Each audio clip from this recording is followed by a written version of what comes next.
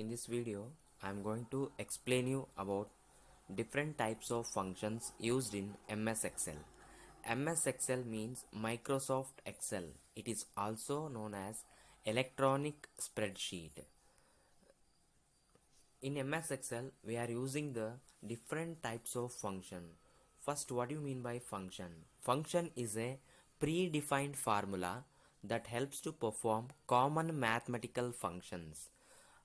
For example, syntax is equal to function value 1, value 2, etc. ಅಂದರೆ ನಾವು ಫಸ್ಟಿಗೆ ಈ ಫಂಕ್ಷನ್ನ ಪ್ರೀಡಿಫೈನ್ಡ್ ಫಾರ್ಮುಲಾ ಇರ್ತವೆ ಅವನ್ನ ಯೂಸ್ ಮಾಡಿಕೊಂಡು ನಾವು ಫಂಕ್ಷನ್ನ ಬರಿತೀವಿ. ಡಿಫ್ರೆಂಟ್ ಟೈಪ್ಸ್ ಆಫ್ ಫಂಕ್ಷನ್ನ ಯೂಸ್ ಮಾಡಿಕೊಂಡು ನಾವೇನು ಮಾಡ್ತೀವಿ, ಕ್ಯಾಲ್ಕುಲೇಷನ್ನ ಮಾಡ್ತೀವಿ. ಫಾರ್ ಎಕ್ಸಾಂಪಲ್ ಇಲ್ಲೊಂದು ನಿಮಗೆ ಸಮ್ 2, 3, 4, 5 ಅಂತ ಇದೆ. ಅಂದರೆ these are the values in a ಸೆಲ್ಲಲ್ಲಿ ನಾವು ಡಿಫ್ರೆಂಟ್ ಟೈಪ್ಸ್ ಆಫ್ ವ್ಯಾಲ್ಯೂಸ್ನ ಕೊಟ್ಟಿರ್ತೀವಿ. ಆ ವ್ಯಾಲ್ಯೂಸ್ನ ಆ್ಯಡ್ ಮಾಡಲಿಕ್ಕೆ ನಾವು ಫಾರ್ಮುಲಾ ಅಥವಾ ಫಂಕ್ಷನ್ನ ಬರಿಬೇಕು. ಯಾವ ರೀತಿ ಅಂದರೆ, ಮೊದಲಿಗೆ ನಾವು MS Excelಅಲ್ಲಿ we are going to write equal to sign.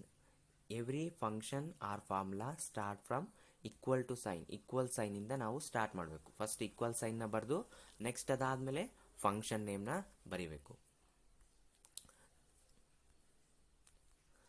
There are mainly many functions in MS Excel. Generally, we are using these 4 types of functions. The first one is mathematical or arithmetic function. Second one is statistical function. Next is logical functions. Next, fourth one is date and time function. Now, general agi many ಫಂಕ್ಷನ್ಸ್ನ use ಮಾಡ್ತೀವಿ, but main ಆಗಿ mathematical arithmetical functions ಅಂತ use ಮಾಡ್ತೀವಿ. ಅದೇ ರೀತಿ statistical function use ಮಾಡ್ತೀವಿ, logical functions ಅಂತ use ಮಾಡ್ತೀವಿ. Next one is date and time function. Date and time ಫಂಕ್ಷನ್ನ ಯೂಸ್ ಮಾಡ್ತೀವಿ. These are the mainly we are using the functions in MS Excel. Arithmetic and mathematical functions ಅಂದರೆ ನಮಗೆ ಇಲ್ಲಿ ನಾವೇನು ಮಾಡ್ತೀವಿ, ಮ್ಯಾಥಮೆಟಿಕಲ್ ಫಾರ್ಮುಲಾಸ್ ಯೂಸ್ ಮಾಡಿರ್ತೀವಿ ಅಥವಾ arithmetic calculations. For example sum, subtraction, multiplication, division ಇವನ್ನೆಲ್ಲ ಯೂಸ್ ಮಾಡಿರ್ತೀವಿ. ಹಂಗಾಗಿ ಈ ಫಂಕ್ಷನ್ಗಳಿಗೆ ನಾವೇನಂತ ಕರಿತೀವಿ, ಮ್ಯಾಥಮೆಟಿಕಲ್ ಆರ್ ಅರ್ಥಮೆಟಿಕ್ ಫಂಕ್ಷನ್ ಅಂತ ಕರಿತೀವಿ. ಈಗ ಒನ್ ಬೈ ಒನ್ನು ನಾವು ಮ್ಯಾಥಮೆಟಿಕಲ್ ಫಂಕ್ಷನ್ಸಲ್ಲಿ, ಸ್ಟ್ಯಾಟಿಸ್ಟಿಕಲ್ ಫಂಕ್ಷನಲ್ಲಿ, ಲಾಜಿಕಲ್ಲು, ಡೇಟ್ ಆ್ಯಂಡ್ ಟೈಮ್ ಫಂಕ್ಷನಲ್ಲಿ ಯಾವ್ಯಾವ ಬರ್ತವೆ ಅನ್ನೋದನ್ನ ಒನ್ ಬೈ ಒನ್ ನೋಡ್ತಾ ಹೋಗೋಣ. First is mathematical or arithmetic function. In mathematical or arithmetic function ಅಲ್ಲಿ ನಮಗೆ ಫಸ್ಟ್ ಒನ್ ಬರೋದು ರೌಂಡ್ ಫಂಕ್ಷನ್ ಅಂತ ಹೇಳ್ತೀವಿ. ಈ ರೌಂಡ್ ಫಂಕ್ಷನ್ ಎದಕ್ಕೆ ಯೂಸ್ ಮಾಡ್ತೀವಿ ಅಂದರೆ, this function rounds A number two A specified number of digits. ಅಂದರೆ ಈ ನಂಬರ್ ಕೊಟ್ಟಿರ್ತಾರೆ, ಫ್ರ್ಯಾಕ್ಷನ್ಸ್ ಕೊಟ್ಟಿದ್ರೆ, ಡೆಸಿಮಲ್ ಪಾಯಿಂಟ್ ವ್ಯಾಲ್ಯೂ ಕೊಟ್ಟಿದ್ರೆ ಅದನ್ನು ನಾವು ರೌಂಡ್ ಆಫ್ ಮಾಡಿ ಹೇಳಲಿಕ್ಕೆ ನಾವು ಯೂಸ್ ಮಾಡ್ತೀವಿ. ಫಾರ್ ಎಕ್ಸಾಂಪಲ್ ನಮಗೇನಾದರೂ ಪರ್ಸೆಂಟೇಜ್ ಆಫ್ ಎ ಸ್ಟೂಡೆಂಟ್ ಅಂದರೆ, ಈಗ ಫಾರ್ ಎಕ್ಸಾಂಪಲ್ 87.85 ಅಂತ ಬಂದಿರುತ್ತೆ. ನಾವು ರೌಂಡ್ ಆಫ್ ಮಾಡಿ ಏನು ಹೇಳ್ತೀವಿ, 88 ಅಂತ ಹೇಳ್ತೀವಿ.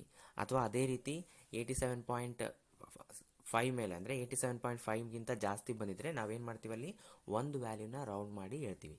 ಅದೇ ರೀತಿ ಇಲ್ಲಿ ಒಂದು ಜನರಲ್ ಎಕ್ಸಾಂಪಲ್ ಸಿಂಟ್ಯಾಕ್ಸ್ ಇದೆ, ಈಕ್ವಲ್ ಸೈನ್ ಬರಿತೀವಿ. ನಾವು ಆಲ್ರೆಡಿ ಹೇಳ್ದಂಗೆ every formula or function should be start from equal ಸೈನಿಂದ ಸ್ಟಾರ್ಟ್ ಮಾಡ್ತೀವಿ. ಈಕ್ವಲ್ ಸೈನ್ ಬರೆದಾದ್ಮೇಲೆ ನಾವು ಫಂಕ್ಷನ್ ನೇಮ ಬರಿತೀವಿ. ನೆಕ್ಸ್ಟ್ ಏನು ಬರ್ತೀವಿ, ರೌಂಡ್ ಅಂತ ಬರೆದು ಬ್ರ್ಯಾಕೆಟಲ್ಲಿ ನಂಬರ್ ಆಫ್ ಡಿಜಿಟ್ಸ್, ಎಷ್ಟು ವ್ಯಾಲ್ಯೂಸ್ನ ರೌಂಡ್ ಮಾಡಬೇಕು ಅನ್ನೋದನ್ನ ಮೆನ್ಷನ್ ಮಾಡಲಿಕ್ಕೆ ನಂಬರ್ ಆಫ್ ಡಿಜಿಟ್ಸ್ನ ಯೂಸ್ ಮಾಡ್ತೀವಿ. ಫಾರ್ ಎಕ್ಸಾಂಪಲ್ ಇಲ್ಲಿ ನಮಗೆ ಒಂದು 5.775 ಅಂತೇಳಿ ಒಂದು ಎಕ್ಸಾಂಪಲ್ ಇದೆ. 1 ಅಂತ ಕೊಟ್ಟಿವಿ. 1 ಅಂತ ಕೊಟ್ಟರೆ ಏನಂದರೆ, after decimal point only one ವ್ಯಾಲ್ಯೂನ ರೌಂಡ್ ಆಫ್ ಮಾಡಿ ಬರೀರಿ ಅಂತ. ನಂಬರ್ ಆಫ್ ಡಿಜಿಟ್ಸ್ ಅಂತ ಏನು ಸಿಂಟ್ಯಾಕ್ಸಲ್ಲಿ ಬರ್ತೀವಲ್ಲ, ಅಲ್ಲಿ 1 ಅಂತ ಕೊಟ್ಟಿದ್ವಿ. ನಂಬರಲ್ಲಿ 5.775 ಕೊಟ್ಟಿವಿ. ಅವಾಗ ಏನು ಕೊಡುತ್ತಪ್ಪ MS Excelಅಲ್ಲಿ ಇದನ್ನು ಕೊಟ್ಟರೆ ನಾವು ಅಂತಂದರೆ, ಇಟ್ ರಿಟರ್ನ್ಸ್ ದ ಔಟ್ಪುಟ್ 5.8. 5.8 ಹೆಂಗೆ ಬಂತಂದರೆ, ನಾವು 5.775 ಕೊಟ್ಟಿವಿ.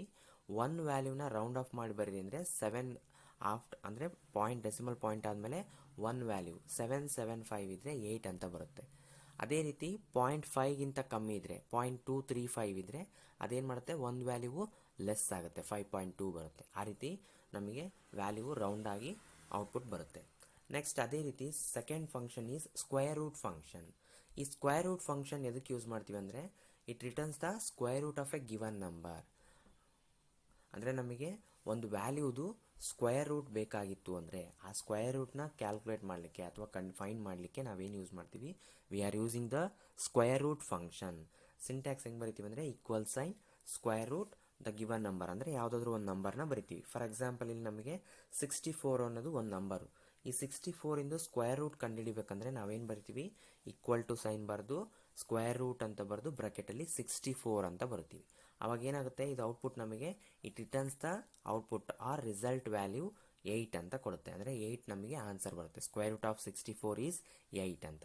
ಅದೇ ರೀತಿ next function is sum function.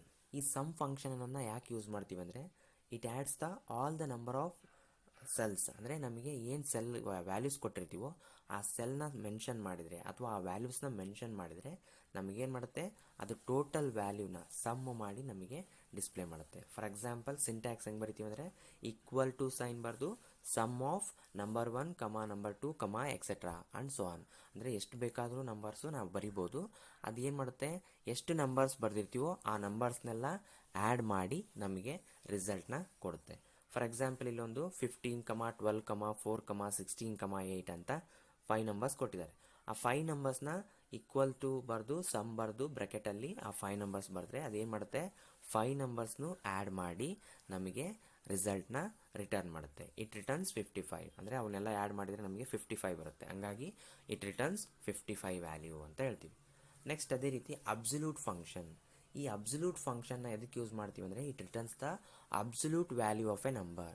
ಈಗ ಫಾರ್ ಎಕ್ಸಾಂಪಲ್ ನಾವೇನಾದರೂ ಕ್ಯಾಲ್ಕುಲೇಟ್ ಮಾಡಿದಾಗ ಏನಾದರೂ ನಮಗೆ ನೆಗೆಟಿವ್ ವ್ಯಾಲ್ಯೂ ಬಂದಿದ್ದರೆ ಆ ನೆಗೆಟಿವ್ ವ್ಯಾಲ್ಯೂನ ಪಾಸಿಟಿವ್ ವ್ಯಾಲ್ಯೂ ಬರೆಯೋಕ್ಕೆ ಅಥವಾ ಅಬ್ಸಲ್ಯೂಟ್ ವ್ಯಾಲ್ಯೂ ಬರೆಯೋಕ್ಕೆ ನಾವು ಈ ಅಬ್ಸಲ್ಯೂಟ್ ಫಂಕ್ಷನ್ನ ಯೂಸ್ ಮಾಡ್ತೀವಿ.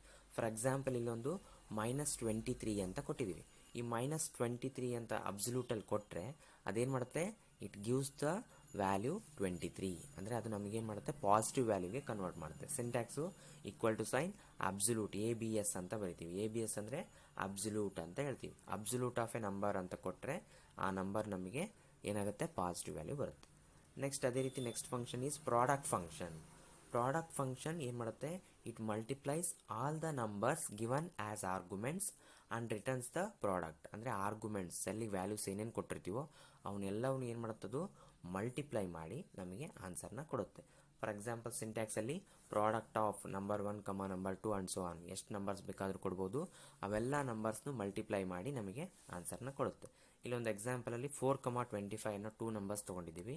ಆ ಪ್ರಾಡಕ್ಟ್ ಫಂಕ್ಷನಲ್ಲಿ 4, 25ನ ಮೆನ್ಷನ್ ಮಾಡಿದರೆ ಈಕ್ವಲ್ ಟು ಪ್ರಾಡಕ್ಟ್ ಅಂತ ಬರೆದು ಬ್ರ್ಯಾಕೆಟಲ್ಲಿ 4, 25 ಮಾಡಿದರೆ ಇಟ್ ರಿಟರ್ನ್ಸ್ ದ ವ್ಯಾಲ್ಯೂ 100. ಅಂದರೆ 4 × 25 ಮಾಡಿದರೆ ನಮಗೇನು ಬರುತ್ತೆ, ಆನ್ಸರು 100 ಬರುತ್ತೆ. ಹಾಗಾಗಿ ಇಟ್ ರಿಟರ್ನ್ಸ್ ದ ವ್ಯಾಲ್ಯೂ 100 ಅಂತ ಹೇಳ್ತೀವಿ.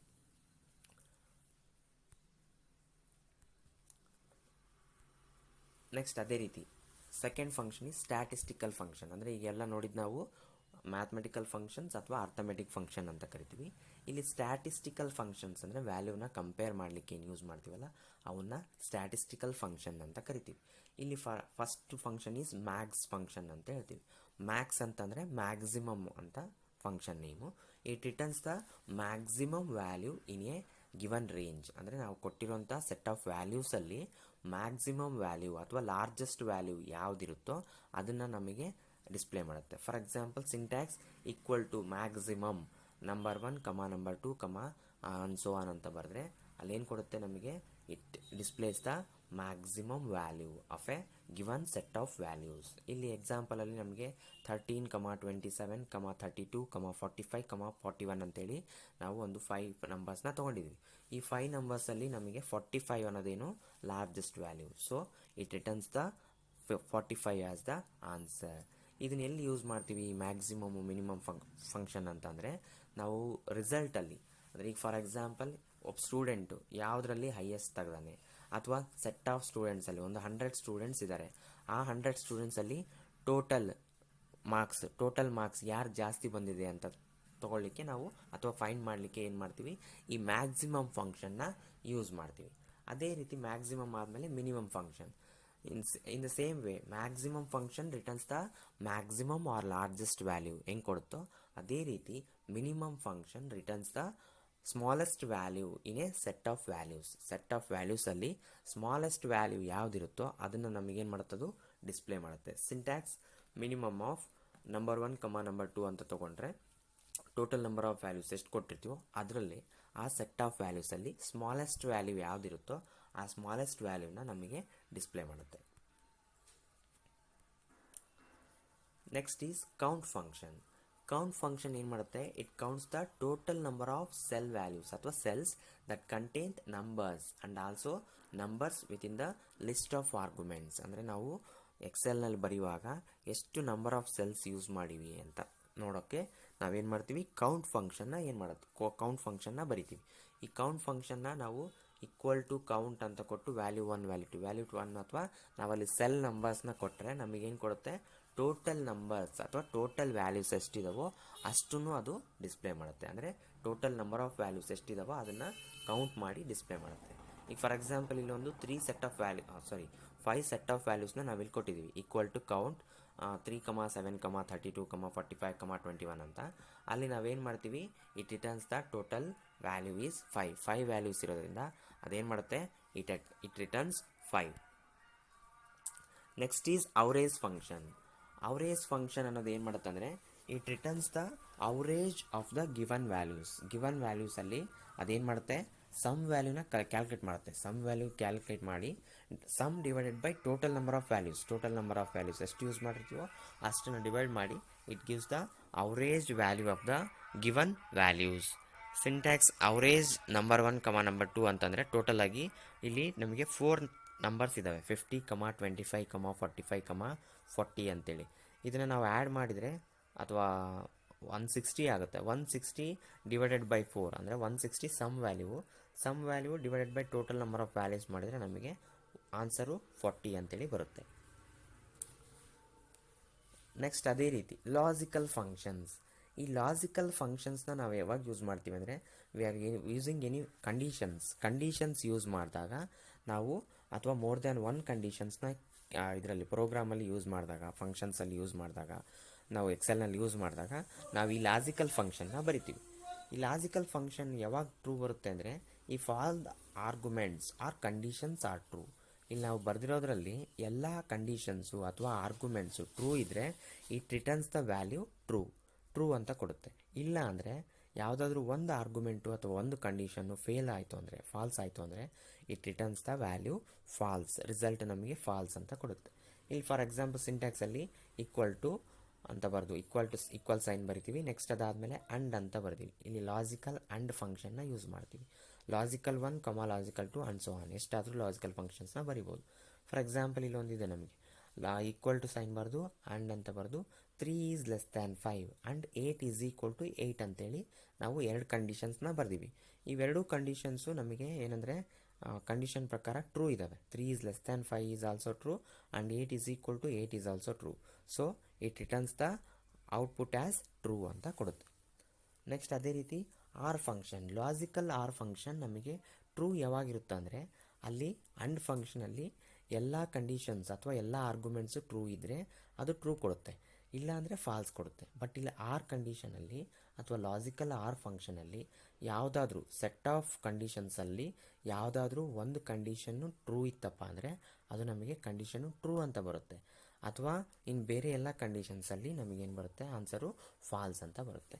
ಇಲ್ಲಿ ಫಾರ್ ಎಕ್ಸಾಂಪಲ್ ಇಲ್ಲಿ ನಮಗೆ ಆರ್ ಅಂತ ಬರೆದು 3 is less than 5, 8 is equal to 9 ಅಂತ ಕೊಟ್ಟಿವಿ. ಇಲ್ಲಿ 3 ಈಸ್ ಲೆಸ್ ದ್ಯಾನ್ 5 ಅನ್ನೋದು condition true, but 8 is equal to 9 ಅನ್ನೋದು ಕಂಡೀಷನ್ ಫಾಲ್ಸ್.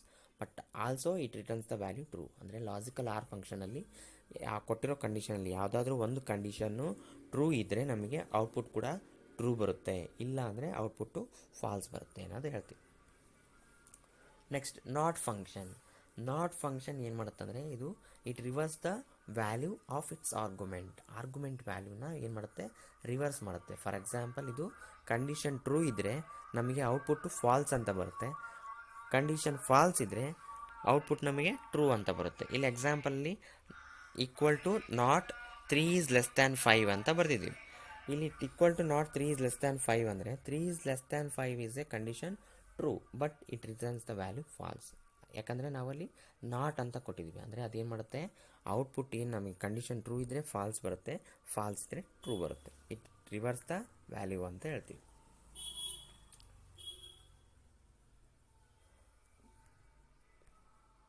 ನೆಕ್ಸ್ಟ್ ಅದೇ ರೀತಿ ಡೇಟ್ ಆ್ಯಂಡ್ ಟೈಮ್ ಫಂಕ್ಷನ್. ಈ ಡೇಟ್ ಆ್ಯಂಡ್ ಟೈಮ್ ಫಂಕ್ಷನ್ ನಾವು ಎಕ್ಸೆಲ್ ಶೀಟ್ನಲ್ಲಿ ಯಾಕೆ ಯೂಸ್ ಮಾಡ್ತೀವಿ ಅಂದರೆ, ನಮಗೆ ಸಿಸ್ಟಮ್ ಡೇಟ್ ಆ್ಯಂಡ್ ಟೈಮು ಅಥವಾ ಇವತ್ತಿನ ಡೇಟ್ ಆ್ಯಂಡ್ ಟೈಮು ಬೇಕಾಗಿತ್ತಪ್ಪ ಅಂದರೆ ಎಕ್ಸೆಲ್ದಲ್ಲಿ ಪ್ರೋಗ್ರಾಮಲ್ಲಿ ನಾವು ಈ ಡೇಟ್ ಆ್ಯಂಡ್ ಟೈಮ್ ಫಂಕ್ಷನ್ಸ್ನ ಯೂಸ್ ಮಾಡ್ತೀವಿ. ಫಸ್ಟಿಗೆ date function is used to display the system date in a systematic manner. ಅಂದರೆ ಸಿಸ್ಟಮ್ಯಾಟಿಕ್ ಮ್ಯಾನರ್ ಅಂದರೆ, ಫಾರ್ ಎಕ್ಸಾಂಪಲ್ ನಾವಿಲ್ಲಿ ಜನರಲಾಗಿ ಒಂದು ಎಕ್ಸಾಂಪಲ್ ಕೊಟ್ಟಿದ್ದೀವಿ ನೋಡ್ರಿ. ಡೇಟ್ 2020, 1, 3 ಅಂತ ಕೊಟ್ಟಿದ್ದೀವಿ. 2022 ಅನ್ನೋದು ಇಯರು, 1 ಅನ್ನೋದು ಮಂತು, ನೆಕ್ಸ್ಟು 3 ಅನ್ನೋದು ಡೇಟು.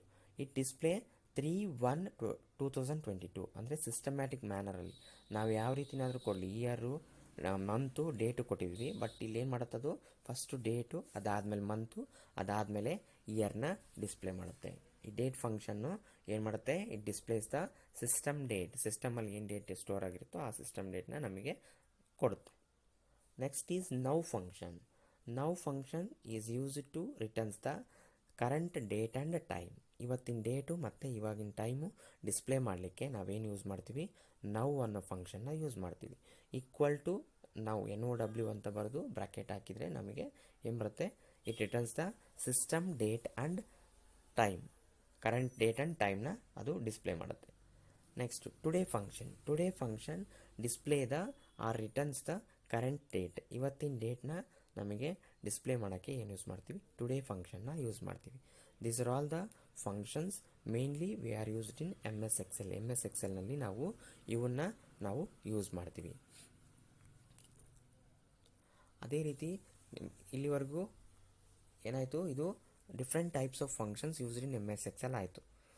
ಅದಾದಮೇಲೆ ನಿಮಗೆ ಕಾಂಪಿಟೇಟಿವ್ ಎಕ್ಸಾಮ್ ರಿಲೇಟೆಡ್ ಆಗಿ ಒಂದು ಕೋಚಿಂಗ್ ಸೆಂಟರ್ನ ಸ್ಟಾರ್ಟ್ ಮಾಡಿದ್ದೀನಿ. ಅದರಲ್ಲಿ 60 ಡೇಸ್ ಆಫ್ ಕೋರ್ಸ್ ಇರುತ್ತೆ. ಅದರಲ್ಲಿ ಮೇಯ್ನಾಗಿ mental ability, basic mathematics, computer awareness and English grammar. ಇವೆಲ್ಲವೂ ಏನಂದರೆ it is helpful for all types of competitive exams. ಎಲ್ಲ ಕಾಂಪಿಟೇಟಿವ್ ಎಕ್ಸಾಮ್ಸಿಗೂ ಇದು ಹೆಲ್ಪ್ಫುಲ್ ಆಗುತ್ತೆ. ನಿಮಗೆ ಯಾರ್ಯಾದರೂ ಇಂಟ್ರೆಸ್ಟ್ ಇದ್ದರೆ, ಈ ಕೋರ್ಸಿಗೆ ಜಾಯ್ನ್ ಆಗಬೇಕು ಅನ್ನೋಂಗಿದ್ರೆ ಈ ನಂಬರ್ ಇದೆಯಲ್ಲ, ಈ ನಂಬರಿಗೆ ಕಾಲ್ ಮಾಡಿರಿ.